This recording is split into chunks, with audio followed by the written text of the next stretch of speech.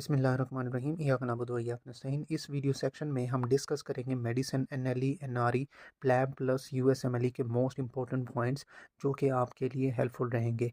ये पास पेपर्स के अंदर भी आ चुके हैं। ठीक है, अब हमारे पास पहला जो एमसीक्यूज़ है ना, हम जिसको डिस्कस करने लगे हैं। आपने फोकस करना है कि मैं अगर अडल्ट की बात करूं तो उनके ट्यूमर्स अलग होंगे, ठीक है, चिल्ड्रंस की बात करूं तो उनके अलग होंगे।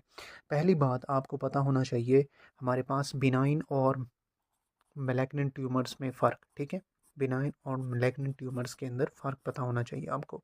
बिनाइन वो ट्यूमर होते हैं जो हमारे पास, एक पॉइंट बताऊंगा, आपने फ़िलहाल यही याद रखना है, बिनाइन जो होते हैं वेल डिफरेंशिएटेड होते हैं। ठीक है, जबकि मैलिग्नेंट ट्यूमर्स जो होते हैं वो हमारे पास पुअर डिफरेंशिएटेड होते हैं। ठीक है, ये पॉइंट्स याद रखना है। फिर नेक्स्ट आपने क्या चीज़ याद रखनी है, जितने भी आपके ओमा एंडिंग के हमारे पास ट्यूमर रहेंगे, प्लस यहाँ पे कार्सिनोमा या हमारे पास सारकोमा के नाम के जितने भी ट्यूमर आएंगे, ठीक है, अगर ओमा एंड पे आ रहा है तो आपका वो बिनाइन ट्यूमर होगा। अगर हमारे पास मैलिग्नेंट में कार्सिनोमा या सारकोमा आ रहा है तो वो आपके मैलिग्नेंट ट्यूमर होंगे। ठीक है, तो यहाँ पे मैं एग्जांपल्स कुछ दे देता हूँ। जैसा कि हमारे पास यहाँ पे हम बात करते हैं हेमी एंजियोमा की, ठीक है, जो कि ब्लड वेसल का क्या है, ये बिनाइन ट्यूमर रहता है। इसी तरह मैं अगर बात करूं, हमारे पास मैलिग्नेंट के अंदर यही हेमी का, इसमें हमारे पास क्या होता है, वो होगा हमारे पास एंजियोसारकोमा। ठीक है, ये जो है डिटेल के साथ हम पढ़ेंगे। फिलहाल आपने इनको ये एग्जांपल्स के साथ याद रखना है। अगेन मैं रिपीट कर दूं, बिनाइन और मैलिग्नेंट के अंदर ट्यूमर्स के अंदर आपको पता होना चाहिए, बिनाइन जो है वेल डिफरेंशिएटेड होंगे, ठीक है, जबकि मैलिग्नेंट जो है पुअर डिफरेंशिएटेड होंगे। प्लस ओमा आएगा एंडिंग में। जो भी बिनाइन ट्यूमर होगा, जैसे मैंने एग्जांपल दी है हेमी एंजियोमा या लायोमायोमा या फाइब्रोमा या ओस्टियोमा या लाइपोमा, ठीक है, ओएमए ओमा आएगा जिसमें वो बिनाइन ट्यूमर होंगे। इसी तरह हमारे पास मैलिग्नेंट ट्यूमर्स जो हैं सारकोमा या कार्सिनोमा के साथ एंड होंगे। ठीक है, तो जैसा कि मैं यहाँ पे और एग्जांपल दे देता हूँ, लायोमायोसार्कोमा, ठीक है, इसी तरह हमारे पास रैप्डोमायोसार्कोमा, फाइब्रोसार्कोमा, ओस्टियोसार्कोमा, लाइपोसार्कोमा, ये हमारे पास क्या है, मैलिग्नेंट ट्यूमर्स हैं। ठीक है, इनके एग्जांपल्स याद रखनी है। और भी पॉइंट्स हैं बिनाइन के और मैलिग्नेंट के, वो मैं बता देता हूँ, अगर आप लिखना चाहें तो लिख लें। ये वेल डिफरेंशिएटेड होते हैं, ये पुअर डिफरेंशिएटेड होते हैं, और ये वेल डिमार्केटेड होते हैं। ये हमारे पास इरेटिक ग्रोथ के साथ होंगे। और ये जो है हमारे पास तीसरा पॉइंट इसका है, ये लो माइटोटिक एक्टिविटी के साथ होंगे। ठीक है, इसका मेटास्टेसिस नहीं होता और ना ही नेक्रोसिस होगी। ठीक है, इसमें जो है हमारे पास मेटास्टेसिस हो जाती है, फैल जाता है ये ट्यूमर। ठीक है, प्लस हमारे पास ये आपको एपोप्टोसिस के साथ मिलता है। ठीक है, तो ये पॉइंट्स थे जो कि मैंने आपको बताने थे शुरू में। फिर अभी हम जो है डिस्कस करते हैं मेडिसिन के, जो पहला हमारा एमसीक्यूज़ है उसको हम डिस्कस करेंगे। तो अभी मैं आपको एक ट्यूमर बताऊंगा, आपने सोचना है कि ये हमारे पास बिनाइन है या मैलिग्नेंट है। तो पहला एमसीक्यूज़ है, आपसे एग्जामिनर पूछेगा कि most common primary brain tumour adult के अंदर कौन सा होता है, तो वो होता है हमारे पास ग्लायोब्लास्टोमा। ठीक है, ये हमारे पास ग्लायल सेल्स का क्या है, ट्यूमर है। तो ओमा आ गया है, तो ये हमारे पास क्या है, बिनाइन ट्यूमर है। इसी तरह नेक्स्ट आपसे एग्जामिनर पूछ सकता है और एमसीक्यूज बना के कि चिल्ड्रन में मोस्ट कॉमन ब्रेन ट्यूमर कौन सा होता है, वो होता है एस्ट्रोसाइटोमा। ठीक है, तो ये पॉइंट्स आपने याद रखने हैं। अगर एडल्ट के अंदर पूछे तो हमारे पास क्या होगा, ग्लायोब्लास्टोमा। एस्ट्रोसाइटोमा किस में होगा, चिल्ड्रंस के अंदर। ये एस्ट्रोसाइट का है हमारे पास क्या होता है, ट्यूमर होता है। तो ये दोनों क्या है, हमारे पास बिनाइन ट्यूमर्स हैं। इसी तरह एग्जामिनर आपसे पूछेगा कि चिल्ड्रन में most common malignant brain tumour कौन सा है। मैलिग्नेंट ब्रेन ट्यूमर वो होगा आपका मेडुलोब्लास्टोमा।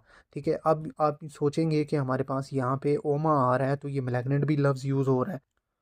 तो यहाँ पे कुछ एक्सेप्शंस हैं। ठीक है, एक दो एक्सेप्शंस हैं इसमें, हमारे पास जो मैलिग्नेंट ट्यूमर्स होते हैं उनमें ओमा आ जाता है। ठीक है, बाकी मोस्टली जो होंगे ना आपके ये बिनाइन वाले होंगे। ठीक है, तो अगेन मैं रिपीट कर दूं कि वो पूछ सकता है बच्चों के अंदर मोस्ट मैलिग्नेंट ब्रेन ट्यूमर कौन सा होता है, मेडुलोब्लास्टोमा, जो कि मेडुला का होगा। ठीक है, नेक्स्ट वो आपसे पूछ सकता है कि यहाँ पे मोस्ट इंपॉर्टेंट न्यूरोलॉजी के अंदर जो हमारे पास टॉपिक्स हैं, जो जैसा कि हमारे पास हो गया सब ड्यूरल हेमाटोमा हो गया। ठीक है, सब रेक्नाइड जो है हमारे पास हेमरेज हो गई, एपीड्यूरल हेमाटोमा, ठीक है, जिसको हम एपीड्यूरल को हम क्या है, एक्स्ट्रा ड्यूरल हेमाटोमा का भी नाम देते हैं। तो एग्जामिनर आपसे पूछेगा कि एक्स्ट्रा ड्यूरल हेमाटोमा में कौन सी बोन का फ्रैक्चर होता है, तो आपने याद रखना है हमारे पास पैरिटल बोन का। ठीक है, पैरिटल बोन क्या होती है हमारे पास, इन्वॉल्व होगी किस में, हमारे पास एक्स्ट्रा ड्यूरल हेमाटोमा, जिसका दूसरा नाम क्या है हमारे पास, एपीड्यूरल हेमाटोमा। एपी क्यों बोला है, क्योंकि ये हमारे पास ड्यूरा से ऊपर है। तो आपको पता होगा कि हमारे पास जो लेयर्स हैं स्कल की वो कौन सी है, एक हमारे पास ड्यूरा मैटर है, ठीक है, एक हमारे पास अरेक्नाइड है, और तीसरी जो है हमारे पास पिया मैटर है।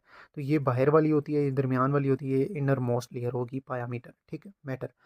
तो इसी तरह हम बात कर रहे थे यहाँ पे कि वो एग्जामिनर पूछ सकता है एक्स्ट्रा ड्यूरल हेमाटोमा में बोन कौन सी फ्रैक्चर इन्वॉल्व होगा, वो होगी पैरेटल बोन। अच्छा, नेक्स्ट हम अपने एमसीक्यूज की तरफ जाते हैं। इसी तरह वो आपसे पूछ सकता है कि एक्स्ट्रा ड्यूरल हेमाटोमा या एपिड्यूरल हेमाटोमा के अंदर कौन सी आर्टरी इन्वॉल्व होती है या कौन सी आर्टरी रप्चर्ड होगी। तो इसे में आपने याद रखना है middle meningeal artery, middle meningeal artery ये जो है आपकी इन्वॉल्व होती है। ठीक हो गया। अच्छा, ये तो थी हमारे पास क्या है एक्स्ट्रा ड्यूरल या हम एपीड्यूरल हेमाटोमा जिसको बोल रहे थे उसकी। इसी में एक टर्म आएगी ल्यूसिड इंटरवल, ठीक है, वो मैं आपको बता देता हूँ। ल्यूसिड इंटरवल का क्या मतलब है कि एक बंदा है, ठीक है, वो बेहोश होता है, बेहोश होगा लॉस ऑफ कॉन्शियसनेस के साथ, फिर वो रिकवर होगा। जैसे ही रिकवर होगा कुछ देर तक उसे फिर जो है हमारे पास लॉस ऑफ कॉन्शियस हो जाएगा। इसको हम क्या है ल्यूसिड इंटरवल का नाम देते हैं। ठीक हो गया। अच्छा, नेक्स्ट हम जो है डिस्कस करेंगे वो ये है हमारे पास कि वो एग्जामिनर आपसे पूछ सकता है सब रेकनाइड हेमरेज में मोस्ट सेंसिटिव टेस्ट कौन सा करते होते हैं। तो उसमें हम जो मोस्ट सेंसिटिव टेस्ट करते हैं वो होता है लंबर पंक्चर। ये किसकी बात कर रहा हूँ मैं, सब रेकनाइड हेमरेज की। तो यहाँ पे सब रेकनाइड में जो आपसे पूछेगा एमसीक्यूज दूसरा आपसे पूछ सकता है कि सेरिब्रल एनुरिज्म, एनुरिज्म के अंदर, सेरिब्रल एनुरिज्म के अंदर गोल्ड स्टैंडर्ड टेस्ट कौन सा करेंगे। तो हम सेरिब्रल एनुरिज्म के अंदर गोल्ड स्टैंडर्ड टेस्ट जो करते होते हैं वो होता है हमारे पास सेरिब्रल, हमारे पास एंजियोग्राम, सेरिब्रल एंजियोग्राम, ये गोल्ड स्टैंडर्ड टेस्ट है। ठीक है, ये आपको याद हो रहना चाहिए। नेक्स्ट इसी तरह आपसे पूछ सकता है कि इंट्रा सेरिब्रल हेमरेज के अंदर मोस्ट कॉमन साइट कौन सी होती है। ठीक है, तो यहाँ पे जो हमारे पास most common site intra cerebral haemorrhage के अंदर होती है वो होती है पोटामिन। ठीक है, होप्स हो कि आप लोगों ने ये जो है चीज़ें पढ़ी हुई होंगी। ठीक है, इसलिए जो है मैं डायरेक्टली जा रहा हूँ, इनकी डिटेल में नहीं जा रहा, जो जहाँ पे थोड़े बहुत जो पॉइंट हैं वो मैं आपको बताता जाऊँगा साथ साथ। ठीक है, तो यहाँ पे आपसे जो है वो एग्जामिनर पूछ सकता है कि मोस्ट हमारे पास common site intra cerebral haemorrhage की कौन सी है, वो है पोटामिन। ठीक हो गया, चले यहाँ तक तो होगी ये। अगला पेज जो है हम देखते हैं। अच्छा, नेक्स्ट हमारे पास एग्जामिनर आपसे पूछ सकता है कि एक हमारे पास होता है प्रोस्टैटिक हाइपरप्लाजिया, ठीक है, एक होता है हमारे पास प्रोस्टैटिक कार्सिनोमा। इनमें फ़र्क है। बिनाइन हमारे पास क्या है प्रोस्टैटिक, प्रोस्टेट हाइपरप्लाजिया, ठीक है, प्लस दूसरी जो टर्म है वो हमारे पास प्रोस्टेट कार्सिनोमा, उसका कैंसर हो चुका है। ठीक है, ये हाइपरप्लाजिया है, ये हमारे पास कैंसर है।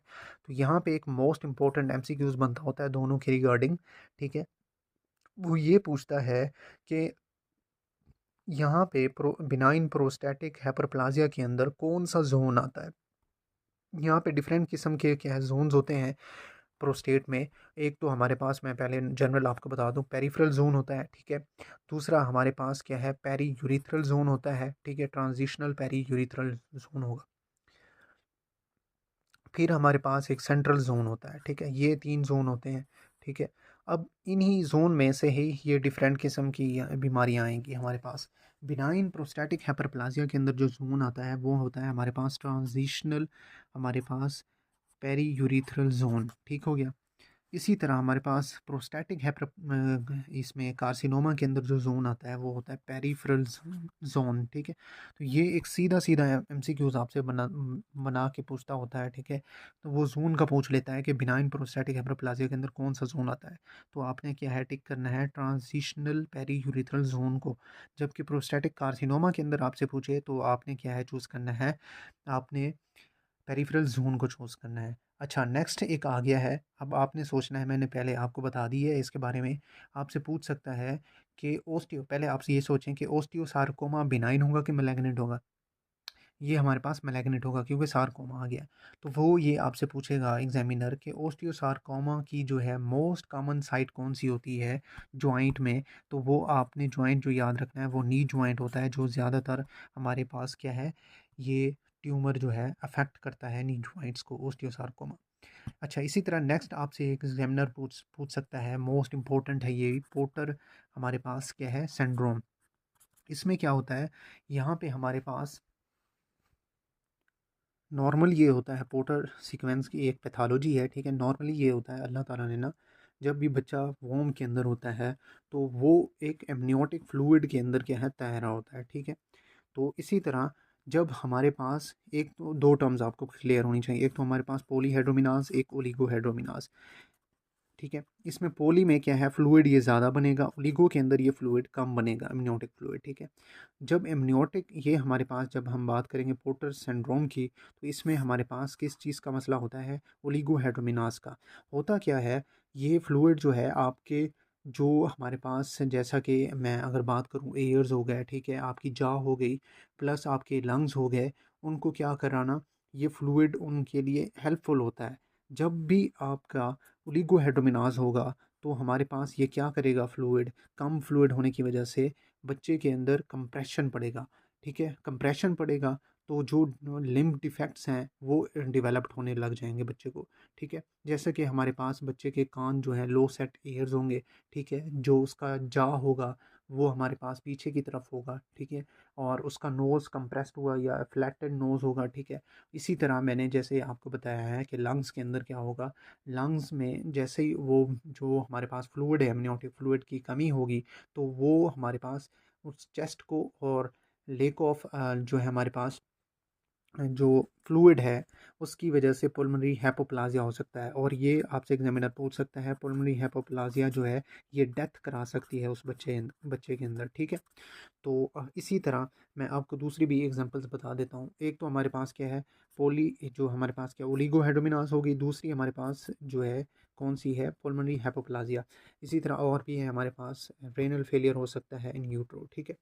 अच्छा, नेक्स्ट हम बात करते हैं कि वो आपसे पूछ सकता है सिस्टेमिक कॉर्टिकोस्टेरॉइड्स के एडवर्स इफ़ेक्ट्स बताएं, ठीक है। सिस्टेमिक कॉर्टिकोस्टेरॉइड्स के क्या हैं, एडवर्स इफ़ेक्ट्स बताएं।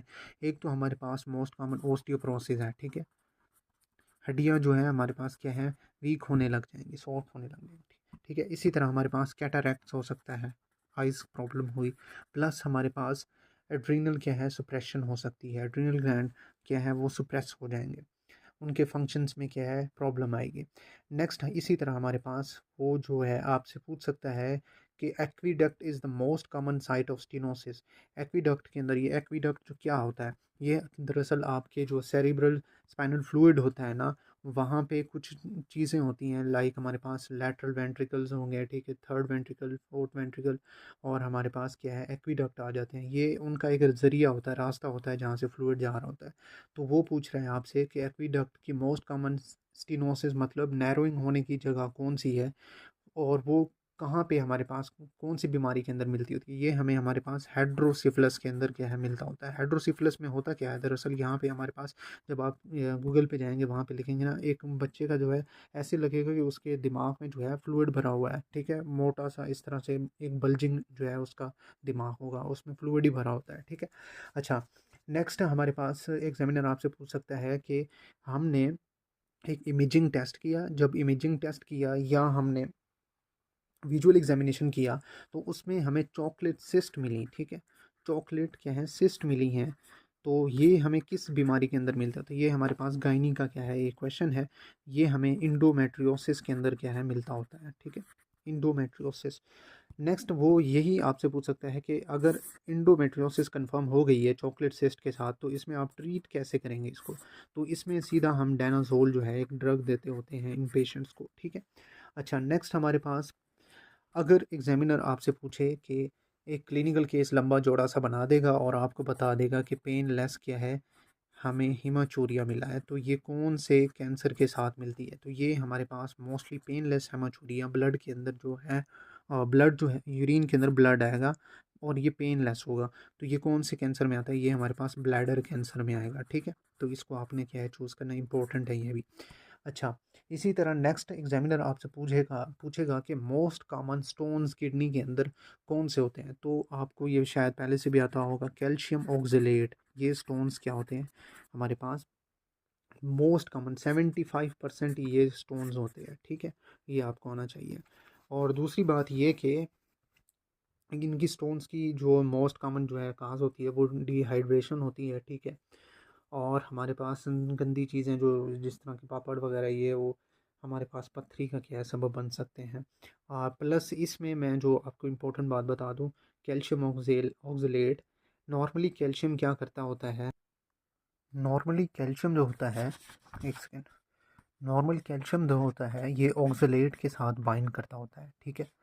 जब हमारे पास फैट सॉल्युबल वाइटामिन जैसा कि हमारे पास ADE के, ठीक है, और इसमें हमारे पास क्या होगा, एब्जॉर्प्शन ना हो due to fat soluble vitamin ADE के की वजह से, तो ये हमारे पास ऑक्सलेट क्या है, इसको हमारे पास फैट सॉल्युबल वाइटामिन चाहिए होते हैं, ठीक है। ये अगर नहीं होंगे तो ऑक्सलेट क्या है ब्लड के अंदर फ्रीली फ्रीली घूमेगा और घूम के ये किडनीज़ के अंदर क्या है अकोमोडेट होने लग जाएगा और ये कैल्शियम के साथ क्या है बाइंड करके हमारे पास स्टोन्स बना देगा, ठीक है। मैं फिर से बता दूं, कैल्शियम जो है बाइंड करता है नॉर्मली ऑक्सलेट के साथ। फैट सॉल्युबल विटामिन ADE के जब ये नहीं होंगे तो ये अब्जॉर्ब नहीं होगा, ठीक है, ना ही बाइंड होगा। जब ये बाइंड नहीं होगा तो ये ऑक्सलेट क्या है हमारे पास क्या है फ्रीली, और ये जो हमारे पास कैल्शियम है ये फ़ैट के साथ क्या है जुड़ जाएगा, ठीक है। जब ये फ़ैट के साथ जुड़ेगा तो ये हमारे पास ऑक्सलेट क्या होगा फ्रीली घूमेगा तो ये हमारे पास किडनीज़ के अंदर जाके चला जाएगा और ये स्टोन्स करा देगा, ठीक है। होप सो आपको समझ आ गई होगी। अच्छा, नेक्स्ट हमारे पास है, वो आपसे पूछ सकता है कि अनकॉमन स्टोन्स कौन से होते हैं। वो हमारे पास होते हैं सिस्टीन स्टोन, ठीक है। इसमें क्या होता है हमारे पास आपके प्रोक्सिमल कन्वोल्यूटेड ट्यूब्यूल में क्या है, यहाँ पे आपकी क्या होती है, जैसे कि ग्लूकोज हो गया, अमाइनो एसिड्स हो गई, ठीक है, और प्लस हमारे पास पोटाशियम हो गया, ये चीज़ें आपकी क्या हैं इस प्रोक्सिमल कन्वर्टेड ट्यूब्यूल से रीअब्जॉर्ब हो जाती हैं नॉर्मली। लेकिन जब PCT का डिफेक्ट होगा तो साफ ज़ाहिर है ये अमाइनो एसिड्स क्या हैं हमारे पास, ये सिस्टीन अमाइनो एसिड है, ठीक है, तो ये हमारे पास एब्जॉर्ब नहीं होंगे, ये क्या करेंगे हमारे पास स्टोन्स बना देंगे, फिर ठीक हो गया। अच्छा, नेक्स्ट आपसे पूछ सकता है कि बोtulinum टॉक्सिन इंक्रीज करता है, अगर ये हम देखते होते हैं कि बोtulinum टॉक्सिन तो ये क्या इंक्रीज करेगी, ये फ्लैक्सिड पैरालिसिस कराएगा, ठीक है। जबकि हमारे पास टेटनस टॉक्सिन जो होता है ये आपको स्पास्टिक पैरालिसिस कराएगा। इस पॉइंट को आपने समझना है, ठीक है। यहाँ पे मैं अगर देख दूँ, अगर बोtulinum टॉक्सिन का बारे में पूछे तो ये हमारे पास क्या कराएगा, फ्लैक्सिड पैरालिसिस कराएगा, ठीक है। इसी तरह जब अब एग्जामिनर आपसे पूछे कि टेटनस टॉक्सिन का क्या हमारे पास इंक्रीज होने की वजह होगी, वो हमारे पास क्या स्पास्टिक पैरालिसिस कराएगी, ठीक है। अच्छा, नेक्स्ट हमारे पास एग्जामिनर आपसे पूछ सकता है कि रोज स्पॉट्स किस में जो है नज़र आते हैं। तो ये रोज स्पॉट्स जो हैं ये हमारे पास इन्फेक्टिव इंडोकार्डाइटिस के अंदर नज़र आते हैं, आइज़ के अंदर, ठीक हो गया। ये आप गूगल से तस्वीर निकालेंगे तो ये एक हमारे पास इस तरह पर्दा होगा, ठीक है, वहाँ पे रोज स्पॉट आपको नज़र आ रहे होंगे। नेक्स्ट हमारे पास कॉप्लेक्स स्पॉट, ये आपको कहाँ मिलते होते हैं, ये है हमें कॉप्लेक्स स्पॉट जो है मीजल्स रूबेला के अंदर क्या है मिलते होते हैं, कॉप्लेक्स स्पॉट KOPLIC के, ठीक है। ये स्पॉट्स जो हैं हमें किस में मिलते हैं, मीजल्स या रूबेला के अंदर, ठीक हो गया। अच्छा, इसी तरह नेक्स्ट आपसे पूछ सकता है कि रोज़ हमारे पास स्पॉट ये कहाँ पे मिलते हैं, ये हमें मिलते हैं हमारे पास टाइफाइड फीवर के अंदर, मोस्ट इंपॉर्टेंट है ये वाला भी। नेक्स्ट हमारे पास क्रोनरी एंजियोग्राफी के अंदर, क्रोनरी एंजियोग्राफी करने के लिए आप कौन सी आर्टरी चूज़ करते हैं, बेस्ट आर्टरी कौन सी है, वो होती है हमारे पास फीमोरल आर्टरी, ठीक है। क्रोनरी एंजियोग्राफी चेक करने के लिए आप फीमोरल आर्टरी को क्या है चूज़ करते हैं। इसी तरह नेक्स्ट हमारे पास है, आपको एग्जामिनर पूछेगा केसर फ्लेशर साइन मिल रहा है, पहले तो ये आपको पता होना चाहिए ये आइज़ के अंदर ना इस तरह एक कॉपर की तरह जो है नज़र आती हैं आइज़, ठीक है। तो ये हमें विल्सन डिजीज़ के अंदर मिलती है, मोस्ट इंपॉर्टेंट MCQ से ये वाला भी। तो होप सो यहाँ तक जो है हम स्टॉप करते हैं, उम्मीद है आपको जो है बातें जो हैं ये समझ आई होंगी। और ये मेरी पहली वीडियो थी इन मतलब मेडिसिन के बारे में, तो मैं इंशाल्लाह ट्राई करूँगा कि अगर इसका रिस्पॉन्स अच्छा हुआ तो और वीडियोज़ में बनाऊँगा। तब तक अल्लाह हाफ़िज़, थैंक यू।